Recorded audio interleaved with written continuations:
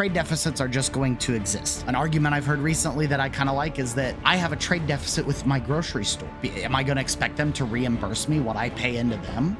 No, that doesn't make any sense. I get things when I go there, right? I get the things that I need, things that I have a hard time producing myself. I cannot produce a pound of beef. They already have it there ready for me. I just have to exchange a currency to get that. I have to engage in a little bit of trade to get that. Into the video. I mean, long story short, the way that they're calculating the tariffs that other countries are charging on us is basically trade deficits. I think that is so irresponsible and stupid. Breaking news, Vice President J.D. Vance just saying the Trump administration is, quote, feeling good about Trump's tariffs. We're feeling good. Look, I frankly thought in some ways it could be worse in the markets because this is a big transition. You saw the president said earlier today, it's like a patient who was very sick. We did the operation, and now it's time to make the patient better. And that's exactly what we're doing. All right, this says Jim Cramer from CNBC's Mad Money, who has never been a free trader, right? So he's not just out here to go against them. No. He's saying the White House doesn't seem to understand what it's trying to do and that the reciprocal tariffs are not reciprocal. They're not. And could do tremendous damage. So out front now, Jim Cramer of CNBC's Mad Money and Squawk on the Street, all on CNBC, that incredible network that I will love to the day I die. Just so great to be here with you, Erin. So, and I'm so thrilled that we're able to. I'm petting my dog. Okay, so what the heck is going on? Well, I'm let down because yes, I'm not a free trader. I'm a fair trader, always have been from the days when you worked with me at CNBC. Yep. And what I was hoping was that a coordinated thing where if you are charging us 20%, we charge you 20. Instead of a car where we're only making you pay 2.5 and you're not letting us in, we try to get things better. But instead, so on a specific thing, you go, if they're 10 on a car, you go 10 on a car. But I went deep on the numbers today, and the numbers did not make any sense. And I was actually you made I was doing like bananas in Vietnam. You did Cramerica. Well, I just said, it's one of these things where if I'm doing 100 billion and you're letting me do 10 billion and I'm letting you do 100 billion, there was a way to be able to make it work. But the numbers that they did, and they had this ridiculous. I mean, that was the chart that they had with the mathematical equation. I mean, are you kidding me? How about just like it looked like an Einstein. I know. How about the fact that it was just wrong? Yeah. And what bothered me, Aaron, was that they really did over and over again. The president said, "Listen, it's going to be the reciprocal. equation. You do it, we do it, and that was going to be so good." And I really believed in it. And I feel like a sucker tonight, because I am not a free trader, and I do not believe in free trade. And I was just as tough, if not tougher, than his people, but they screwed it up, and they really they did it a totally ill-advised way. And I was very let down as someone who really, truly believes that free trade is awful for the American working person. This is what they came up with. Geez, come on, have some gumption, have some math. I mean, how in the world do they do that after all of this? Jerome Powell, they assured us over and over again, Aaron, that they were going to do the thing that would make it so that the tariffs would come down and the countries that were bad actors would change their ways. And then Israel decides to get rid of tariffs. I don't even agree with this premise here. Vietnam decides to cut their tariff, and they still got the highest tariff. It was such a shame because they missed the opportunity, and now they have to pay the price. And it's funny too because none of this stock market, none of this had to happen. And I feel bad because a lot of people lose money when this happens. I hope people just be calm and be constructive. But the way that they handled it was so Bush League that I was surprised. And President Trump has people who around him know these things. And can you explain why when you hear... So again, Cramer, back to my point that I was making a moment ago, Cramer here is more for Trump than I would be and a lot of other Americans, right? But Cramer lays out that he thinks he was hoping that it was supposed to be some sort of more based in fairness in terms of what these, looking at what other tariffs are actually charged by these countries and us, bam, matching that tariff maybe universally on them to try and pressure them to reduce that tariff or take it off, something like that, right? That's what, to me, it sounds like Jim Cramer was wanting and hoping we would do. But instead, again, what we got, what we demonstrated with the equation, which is that it is based rather on trade deficits, which again, trade deficits are just going to exist. An argument I've heard recently that I kind of like is that, it's like, if you think like I have a trade deficit with my grocery store, like, is my grocery store going to now, am I going to expect them to reimburse me what I pay into them? No, that doesn't make any sense because I get things when I go there, right? I get the things that I need, things that I have a hard time producing myself. I cannot produce a pound of beef easily. So I go to the grocery store because they already have it there ready for me. I just have to exchange a currency to get that. I have to engage in a little bit of trade to get that. Is it that difficult to understand? And and then you extend that further. My employer has a massive trade deficit compared to that. So am I now expected to pay some money back to my employer just because they pay me an X amount of money per year? Of course not. That's insane. They get my labor. They get the work that I do out of what they pay me. It's a form of trade, people. Optimal. Scott Besson, he is a smart guy. He's very smart. He is a smart, thoughtful, respected person. Right. And he came out. Yeah, he's going on with this. Well, I think when but people like that, they know. He knows. You know, I tried to think like that because Peter Navarro is someone I've known for 5 decades. Yep. And I was hoping that Peter, who I talk with a lot, really understood, because he understood. He taught me these things. And I know he knows what reciprocal tariff really is. And he didn't deliver on that. And that was a shame, because there was such a great opportunity to course correct and make it so all these people who have taken advantage of our country repeatedly and wiped out all of the jobs in small towns, wiped out my father's job. This is one of the reasons why I've always felt like this. It's ridiculous how badly we've been taken advantage of. And I thought they were going to do something. And what did they do? They cratered the damn stock market and gave us nothing. Well, I just want to emphasize again, I think it's so important to emphasize where you're coming from. Because there are some who will come out and say, well, Free trade. Larry Kudlow, your old friend, right? I know, and we always had a very flashpoint with me and Larry. Right, was about free trade, and they'll make the economic argument for it, and they'll make, right, that you're not actually coming from that. You would have been open. You're not ideologically opposed to the concept of what they were trying to do. Not at all. But they didn't do it. They made a bargain with the devil. They decided to get rid of the American working person's good job with a good pension and sacrifice it so we could get cheap goods. And they never thought for a minute, the Republicans or Democrats, what would happen to those towns and those people, and they were left behind. And I always felt that was horrendous. A president comes along that's going to do something about it, and this is what he does?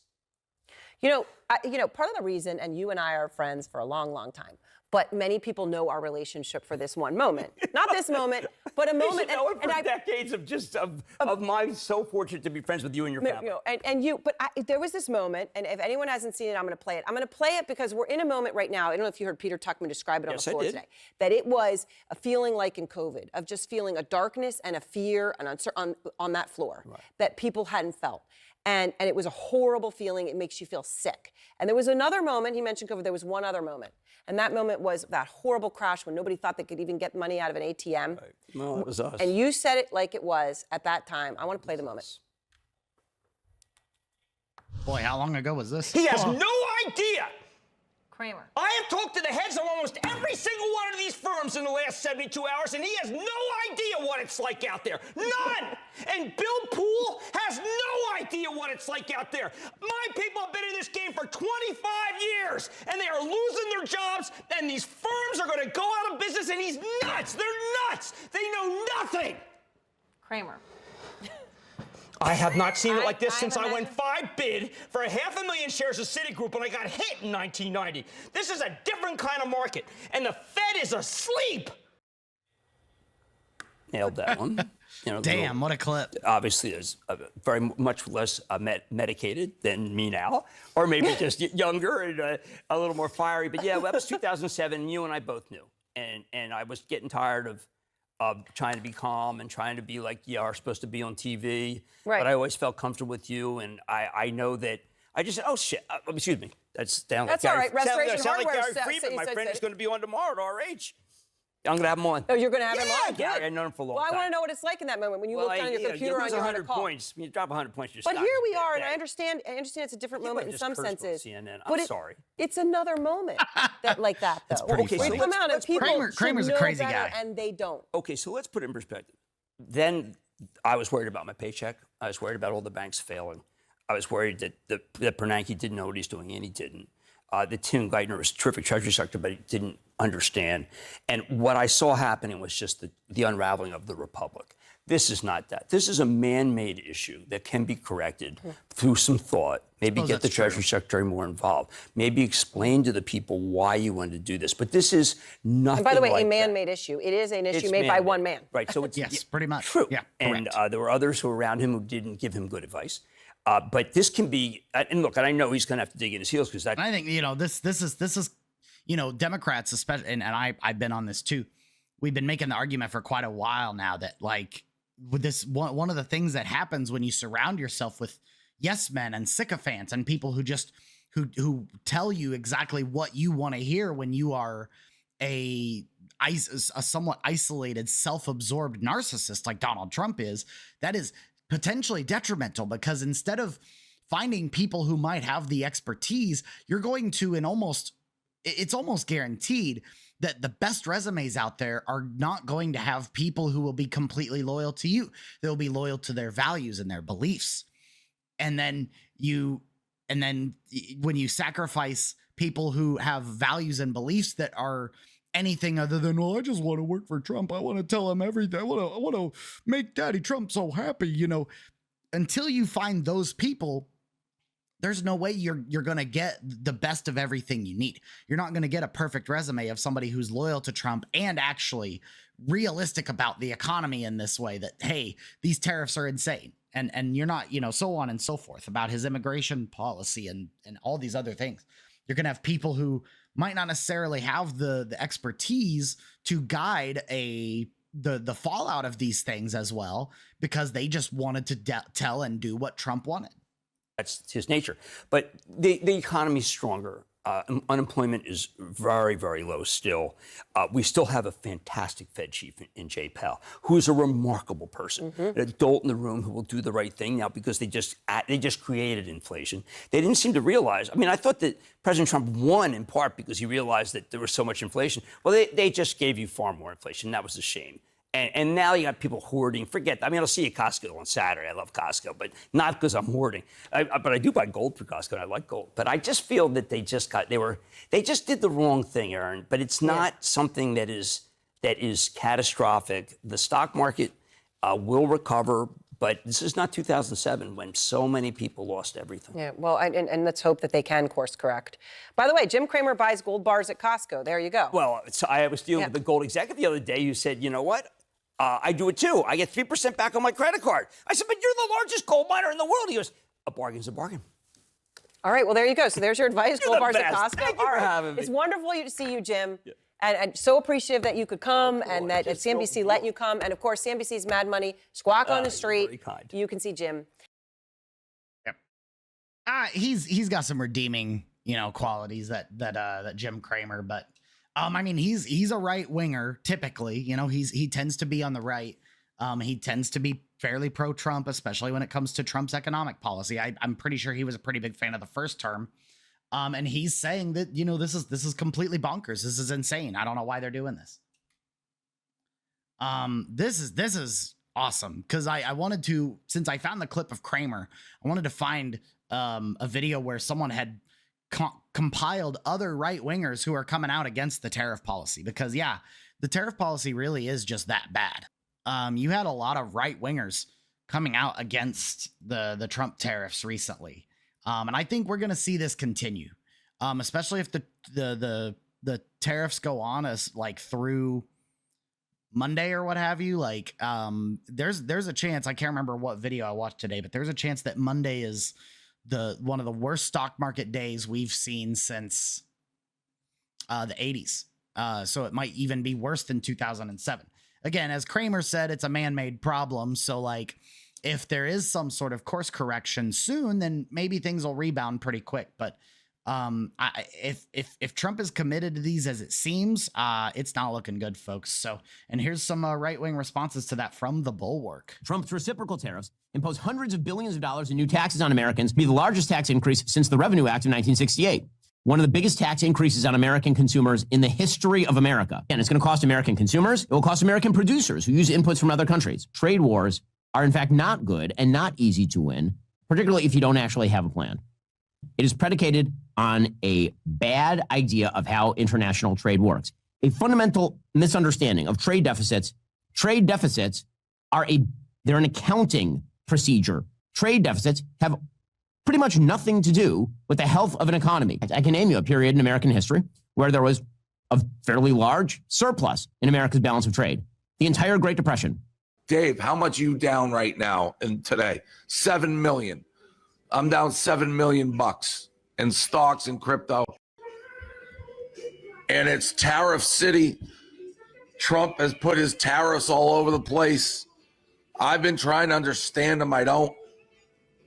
Like, it's more a trade deficit tariff to me. Like, hey, we get this much shit from you and you get this much from us. Let's even that up. Let's get some wacky formula and do tariffs. And everything's in the shitter because of it.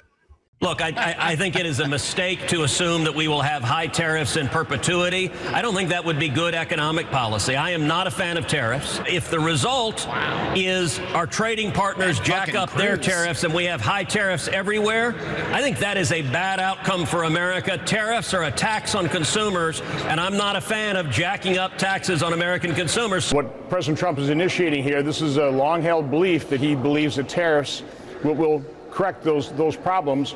But what's also indisputable is the markets are down about 8% in just 2 days, and I'm getting all kinds of reaction from businesses, farmers in Wisconsin that are highly concerned about what's happening. So those are the facts. I don't know, all I can really do is kind of report the reality to the administration, let them know, how these actions are impacting my constituents. Moody's comes out and they said that an escalation of the trade war could wipe out 5.5 million jobs and lift unemployment to 7%, and GDP could drop 1.7%. That's if people don't come off it, and Moody's is not for it. This new round of tariffs, how long is it going to last? Are they going to last 1 year, 5 years, 10 years? Tariffs are a tax on people too. You tax 20%, 10% on everything from China. That impacts anybody who buys that stuff. Trust the plan. At least that's what I'm doing, because there's not really any other option other than freaking out on Twitter. But sure, the stock market, maybe don't look at it this week. Maybe don't look at it today. Everyone out there who are living off their 401ks and in retirement, I understand this kind of thing is hard to just kind of chill and wait. BMW is going to rethink South Carolina because it's not going to import tariffed parts, engines from Germany, then to send those vehicles to export them. So again, it will mean, if that plant stays open, it will mean fewer jobs potentially, because they sell them they export them to China. No, but I'm saying you can't make they import the parts, which will be tariffed, and then they will export them from the United States, where they're manufactured, back to Europe, where they will be tariffed again, and then to China and nations around the globe, right? So these are the problems that a U.S. manufacturer faces, because the parts are coming from somewhere else. They can also just make the parts here. They can make the car. No, they can't. Absolutely not. That's a fallacy. It's impossible. Some of our closest allies, not just Canada and Mexico, but looking to the Asian, allies, putting tariffs on South Korea, on China, on Japan. Now we're seeing countries like Japan and South Korea move closer to China. So if we're going to see our allies move closer to what this administration calls our peer adversary, China, that should be concerning. And that's what we also need to look at what these costs of tariffs are going to do. In the long run, we're all dead. Short run matters too. Nobody knows what the impact of these tariffs is going to be on the economy. Anyone who says there may be a little bit of pain before we get things right need to talk about farmers who are one crop away from bankruptcy. They get a lot of their beef from Canada and Mexico. If you get a 25% tariff on that, what's that do? It's going to increase the price. It's going to, the consumer's going to pay for it. My philosophy is to sell it as low as you can to show a savings, a value to the customer, and hopefully you have more customers to generate your revenue. Yep. Wow. It's very true. Lots of that's kind of awesome that like the Bulwark didn't even have any of their own creators interject on that one. They just basically, just showed all the clips of pretty much all the voices on the right. They showed the quartering. Apparently the quartering was mostly coping it. He's mostly coping it. I mean, those were kind of his final thoughts from what I heard, where he was like, we have no choice but to trust the process. And I think what the other clips demonstrated is that most people really don't even trust the process to begin with. And that's the thing with all these tariffs, is it's like, you know, what is our, you know, what is like the ultimate measure for success, right? Like what do we, you know, what is the other side of this that it seems like Trump and others are banking on?